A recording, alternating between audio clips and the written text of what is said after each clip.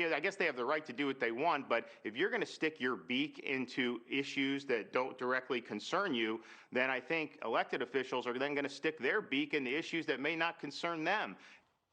That was Florida Governor Ron DeSantis warning companies about consequences they may not like if they continue caving to wokeness. Here to react is Fox News contributor Byron York. Good morning, Byron. Good morning. Good morning. Do you agree with him? Well, it's to be expected. The interesting thing that Ron DeSantis said was the idea of don't directly concern you. Corporations in America for many, many years have spent billions of dollars to lobby Congress about issues that concern them. An energy company lobbying about energy policy, a transportation company lobbying about transportation policy. But what we have now with this whole woke corporate thing is corporations getting into areas that are completely apart from whatever their area of business in. Coca-Cola talking about voting rights, all of these companies talking about a particular voting bill that's been passed in Georgia, even though there have been voting bills in every state for decades and decades and decades, and somehow they didn't get involved in those. So I think it's very understandable that Republicans would say, wait a minute, why don't you stick to what you do?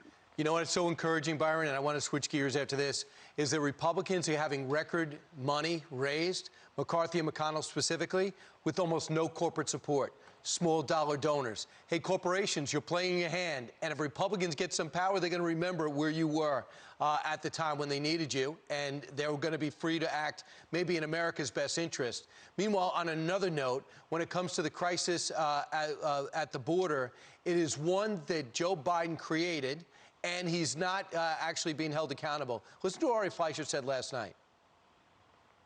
If you want to become an American, if you want to come to our great country, as my mother did, I'm a first-generation American, the first thing you have to do is come here legally. If your very first act upon coming to America's shores is to break the law, there's a real problem.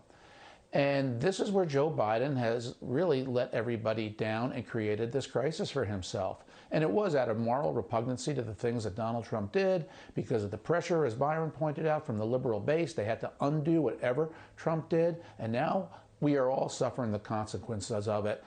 And he's gone catatonic. What's he doing about it? Building more tents for more kids. Yeah. That's what's going on. I returned not too long ago from a trip to the border with a number of Republican congressmen, and the big takeaway from it is, one, the flow of illegal crossers is increasing and increasing and increasing.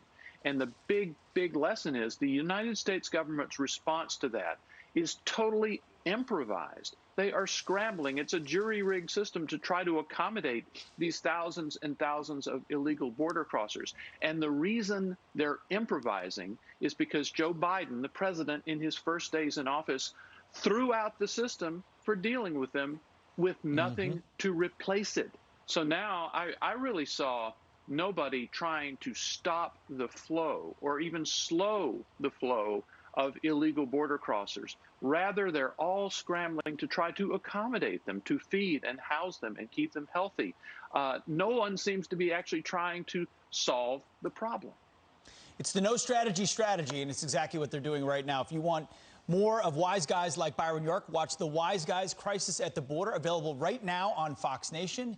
You can sign up, of course, for Fox Nation to get this, plus exclusive access to other content, events, and your favorite personalities, like folks like Byron York. Byron, thank you so much. Appreciate it. Thank you. Thank you.